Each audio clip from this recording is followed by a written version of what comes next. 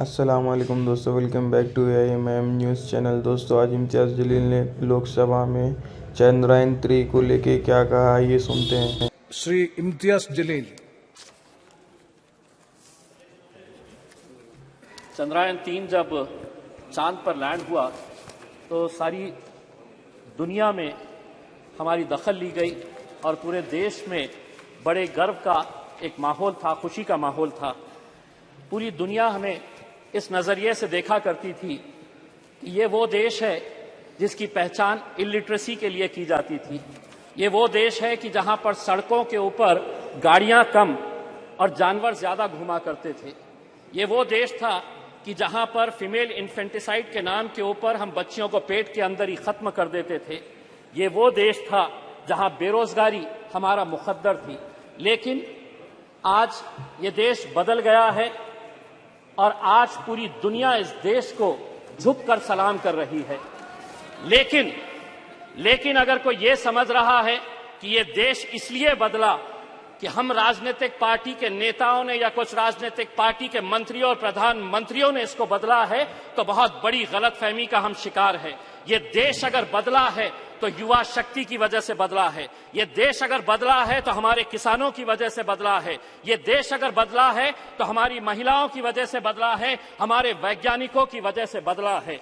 और आज अध्यक्ष महोदय, हम सब बहुत सारे सदस्य ऐसे हैं जिन्हें याद होगा कि एस्ट्रोनॉट राकेश शर्मा जब स्पेस के अंदर गया और उससे पूछा गया था कि वहां से भारत देश कैसा दिखता है, तो उसने कहा था कि सारे जहां से अच्छा हिंदुस्तान हमारा। अध्यक्ष महोदय, अगर इस स्पेस प्रोग्राम को हमें आगे बढ़ाना है तो हमें कहीं ना कहीं से इसे और फंडिंग देने की जरूरत है। लेकिन आज इंडियन स्पेस रिसर्च ऑर्गेनाइजेशन की फंडिंग अगर हम देखते हैं तो क्या वजह है कि 2022 के फाइनेंशियल ईयर के अंदर 13,700 करोड़ रुपए का बजट घटाकर 12,553 करोड़ रुपए कर दिया गया था।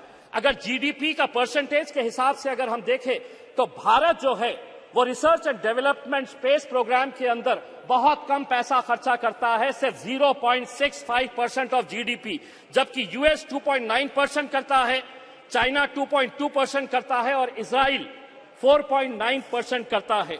अध्यक्ष महोदय, आज सुबह में जब आदरणीय मंत्री राजनाथ सिंह साहब को सुन रहा था तो उन्होंने बहुत सारे मुद्दों को टच किया।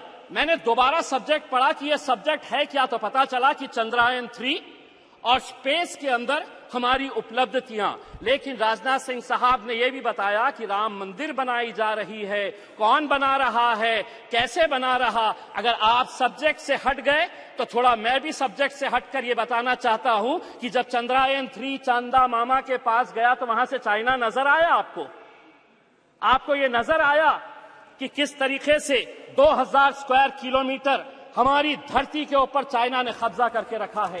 लेकिन अध्यक्ष महोदय, राजनीति अपनी जगह। एक मिनट माननीय सदस्यगण, मैं कई बार इस बात की सुनता हूं, हमारे देश की महिमा, उसकी प्रसिद्धि, उसके बारे में हम सदन में क्या मैसेज देना चाहते हैं।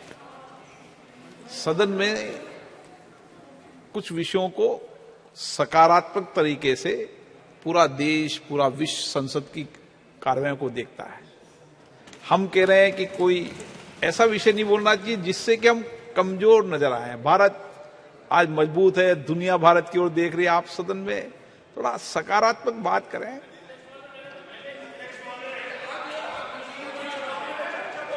हाँ, वो विषय अलग है, वो विषय है।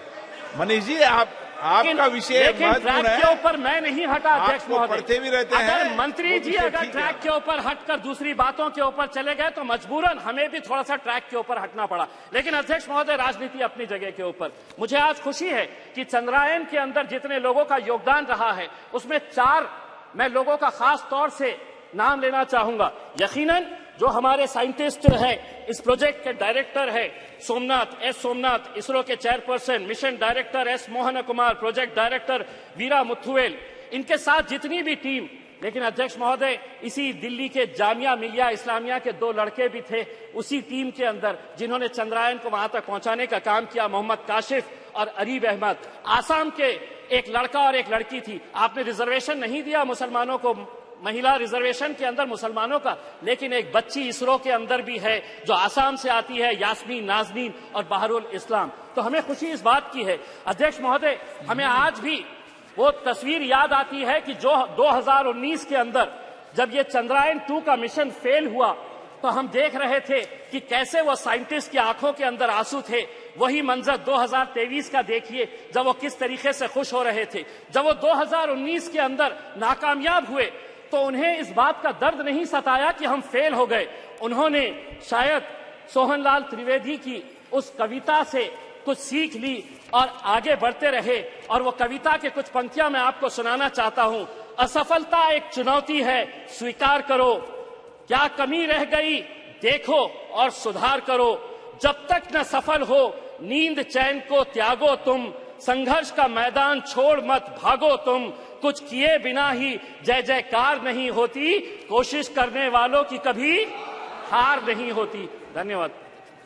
धन्यवाद श्री उदय प्रताप सिंह जी। धन्यवाद माननीय अध्यक्ष जी।